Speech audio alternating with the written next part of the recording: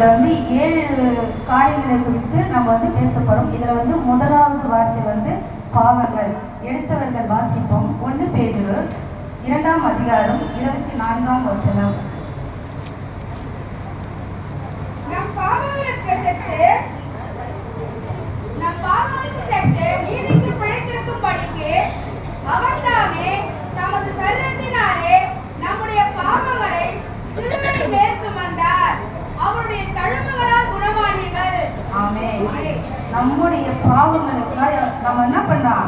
நாம் பாவங்களுக்கு செத்து நீதிக்கு பிழைத்திருக்கிறோம். நமக்கு ஞானஸ்தானம் கொடுக்கும் போது என்ன பண்ணாங்க? தண்ணியில பாவத்துக்காக செத்து நம்ம அடக்கம் பண்ணப்படுகிறோங்க.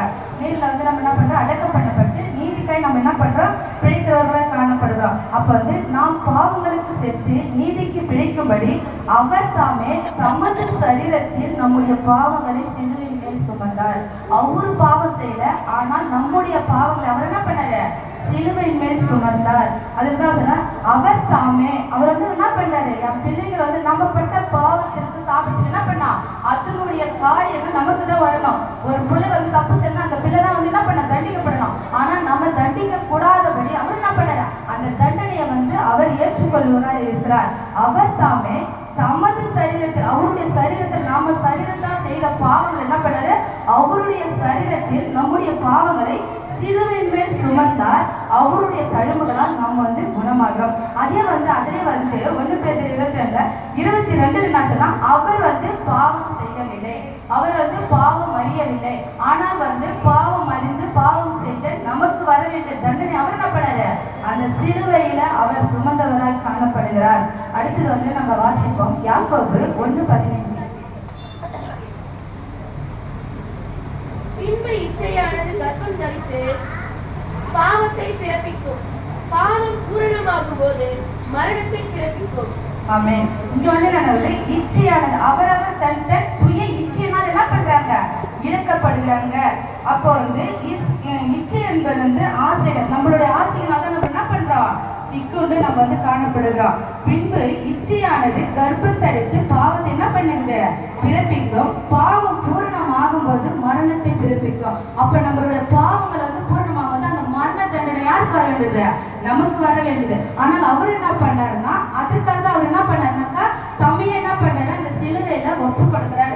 இந்த தண்டனை என் மேல் வரட்டும், என் பிள்ளைகள் மேல சாரக்கூடாது என்று அவர் என்ன பண்ண? அடுத்து என்ன சொன்னா, அவனவன் தன் சுய இச்சையினாலே இழுக்கப்பட்டு சிக்குண்டு சோதிக்கப்படுகிறான்.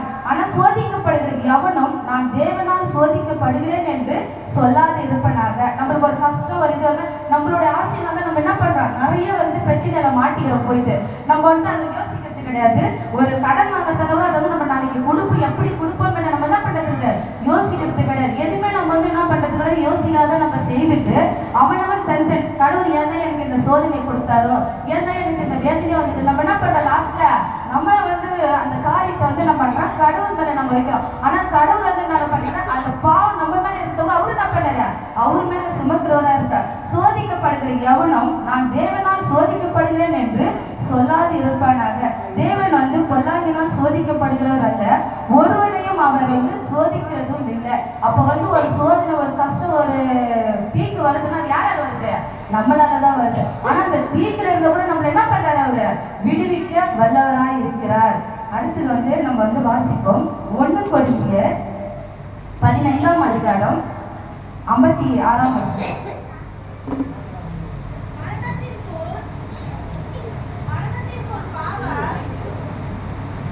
1 கொரிந்தியர் என்ன சொல்லுங்கன்னா, மரணத்தின் கூர் பாவம், பாவத்தின் பெலன் நியாய பிரமாணம். நம்ம அந்த நியாய பிரமாணத்தை நம்ம மீறுகிறபடியாக நம்ம என்ன பண்றது? பாவத்திற்கு நம்ம அடிமையாக்கப்படுறோம். அப்போ மரணத்தின் கூர் பாவம், பாவத்தின் பெலன் நியாய பிரமாணமா இருக்குது. அந்த மரணம் ஏசப்பா என்ன பண்றாரு? அந்த மரணத்தை என்ன பண்றாரு? சிலுவையில சுமந்து கொள்ளுகிறார். மரணமே உன் கூர் எங்கே? பாதாளமே உன் ஜெயம் எங்கே?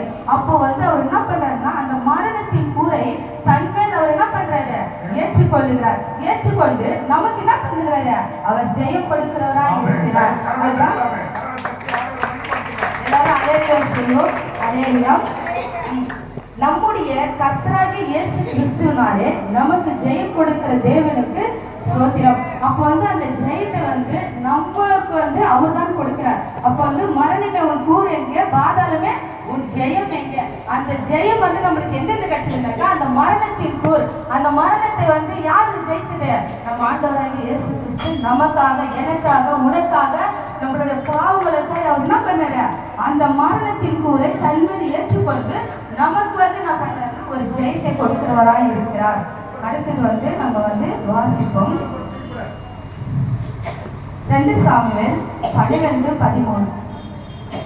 2 சாமுவேல் 12:13.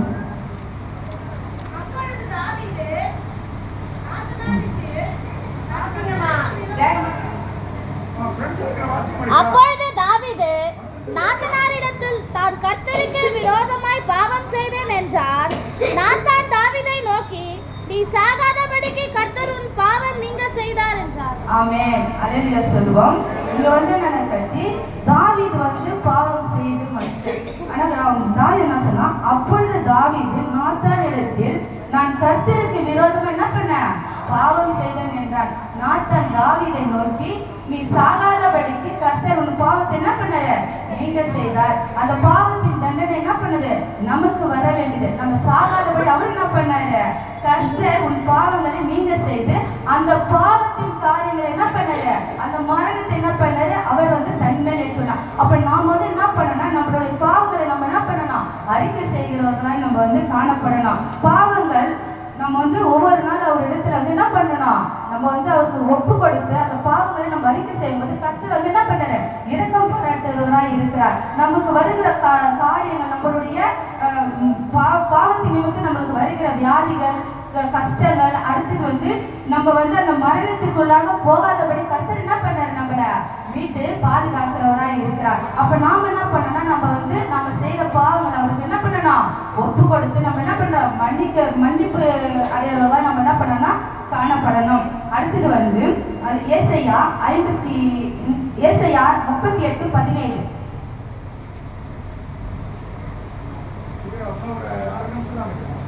இதோ சமாதானத்துக்கு பதிலாக மகா கசப்பு வந்திருந்தது. தேவரீரோ என் ஆத்துமாவை நேசித்து அழிவின் குழிக்கு விலக்கினீர். என் பாவங்களை எல்லாம் உமது முதுகுக்கு பின்னாக எரிந்து விட்டீர். ஆமென். அப்ப வந்து அவர் என்ன பண்றாருனாக்கா நம்மளுடைய பாவங்களை எல்லாம் என்ன பண்றாரு? முதுகுக்கு பின்னாக நம்ம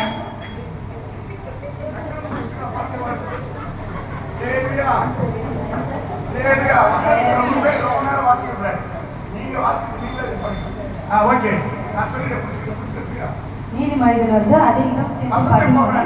தன் பாவங்களை மறைக்கிறவன் வாழ்வடைய மாட்டான், அவைகளை அறிக்கை செய்து விட்டு விடுகிறவனோ இரக்கம் பெறுவான். நம்ம ஒவ்வொருவரும் அப்படியே தன்னுடைய பாவங்களை அறிக்கை செய்து விட்டு விடுவதாக இருக்கும்போது கர்த்தருடைய இரக்கத்தின் கிருபை பெற்றவர்களாய் காணப்படுவார்.